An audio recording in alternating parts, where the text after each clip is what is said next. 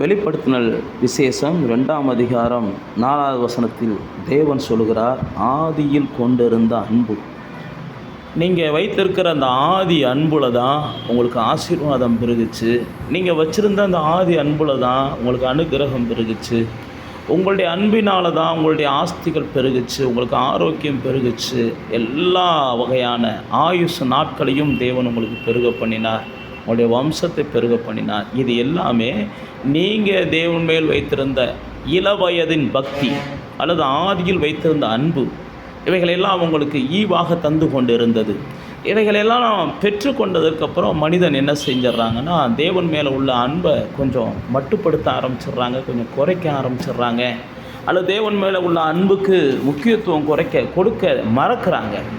இதனுடைய விளைவு என்ன அப்படின்னு பார்த்தீங்கன்னா, அன்பு தான் எல்லாத்தையுமே நம்மகிட்ட ஈர்த்து கொண்டு வந்து சேர்த்துச்சு. தேவன் மேல் நாம் வைத்த அன்பு தான்.